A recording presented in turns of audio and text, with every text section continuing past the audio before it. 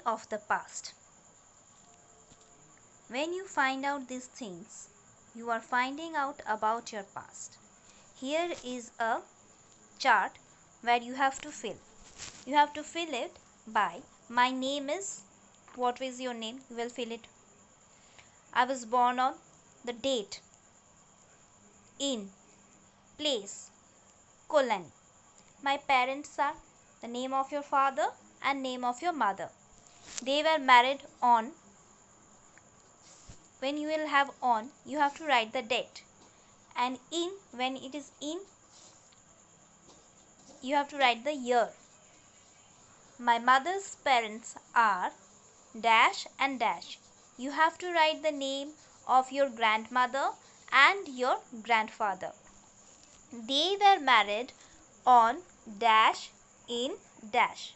I have earlier told you what you will write after on and after in. So keep it in mind. My father's parents are dash and dash. They were married on dash in dash. Is that clear? You have to fill it by yourself. Ask your grandparents when they got married, what is the date, and you will write it like that. The next page is what is history? When you find about the past events of your family or look at the old pictures, you are learning about your family history. I think you have seen the snapshots of your mother's childhood or your father's childhood, or you have seen the snapshot of your own childhood also.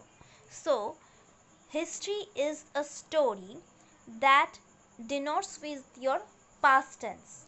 Your mother, who is now matured and who is who must have an past. She was younger than you. She had gone to school also. Then she also have her own stories. Like you have your own stories, she might have her own stories. Your father too have his own stories of his childhood. So that is the story of past tense. We are dealing here with history. So history is the story of your past tense. History tells us about the past. All the people have a history. Every human being, everything, every city, every country has its past, has its story, which is building a new future. Places like buildings, cities, countries also have a history. The history we learn about the events that has happened in the past to the people and the places. Why are events of the past happened? Famous peoples and lives of ordinary people who lived in the past. There are some people who have earned their name on their own merit. So they have their own past, and we are the ordinary people have their own stories to tell. We have our own problems. That is our history. Now, when you will grow up to a man, you will then tell your students or your children or your friends or your kids that, when I was in class 4, we had a lockdown of such a period of time. We didn't have to go to school. Ma'am used to teach us through online tutorials, and we had a great fun sitting in our homes. You will tell like this because the thing that you are experiencing now, you will not experience it later on. So, when you will tell these stories of this present time in your future, that will become your history. Now, the next para deals why do we learn history? There are many reasons why we learn history. Learning about the past is interesting. For example, history tells us about the earlier that there was no internet, so people wrote letters to each other on paper. They used to send through the post office and took several days to reach. When we were young, we didn't have any kind of internet in our days. We used to have telephone, but when our grandparents were younger or they were children, they didn't have the telephone also. They used to send letters to their families, to their friends, to their relatives, and they had to wait for a long time. You might have read stories of kings and many other stories where you have seen that they used to write letters to the officials of other country or other regions. Now we have internet uh, like this. Presently, if we had any holidays or any lockdown like this, we would not be able to teach you. Now as we have internet and we have a proper equipments, so we are able to teach you, and you are getting these tutorials through internet, through YouTube or through WhatsApp. So you have to read, you can't get rid of it. History helps to understand how people in the earlier times lived. In our earlier times, when your mother, me, your father were younger, then we used to play lots of games. Nowadays the children doesn't play so many games. They are much more comfortable playing PUBG or any other video games that you have seen. We used to have storybooks. We used to have lots of many other things to do, many other activities when we were young. But now we don't have so much activities. The pressure of the education has so much rise now. There was buses and aeroplanes. We used to have there were no buses also at that time, not so many, the trains, the cars. But recently the buses, the number of buses, the number of trains, the number of cars have got increased in number. Earlier, when people used to live in villages, they had to travel through carts or they had to walk by their feet, walk on their feet. So they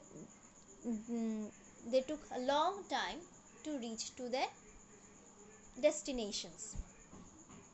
Okay. Now, third point, history helps us to understand many things in our world today. For example, when we study history, we learn why we celebrate 15th August as our independence.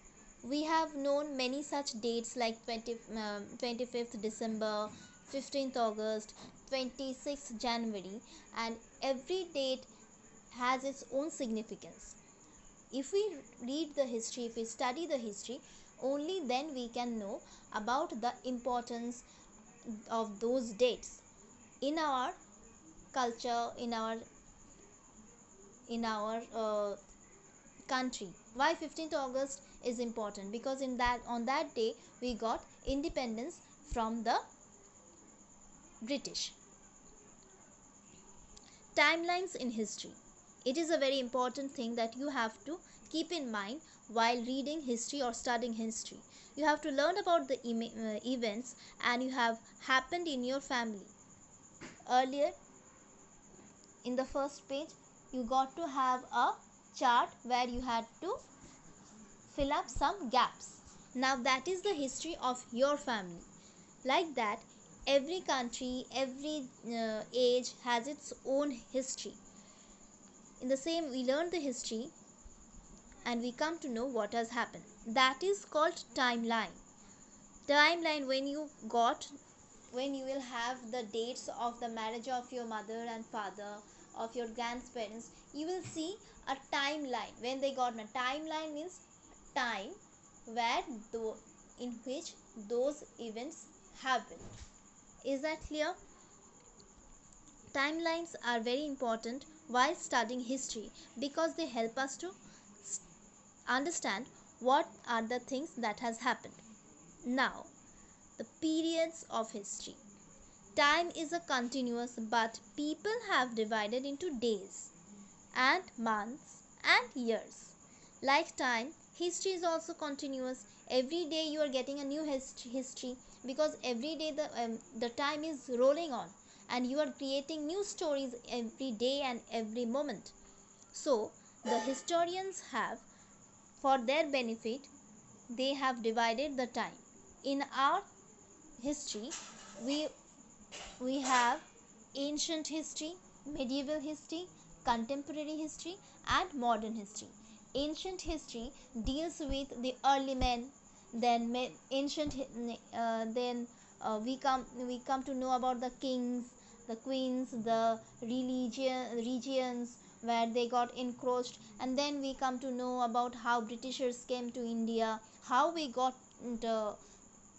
independence. These are the factors that we are going to learn in history. So in history, the timeline is very important to get to know which event happened after what, also the dates and years. This is the introduction part of the history that you are going to study in class 4. Okay, have you understood? If you have not understood, then let me know through your WhatsApp.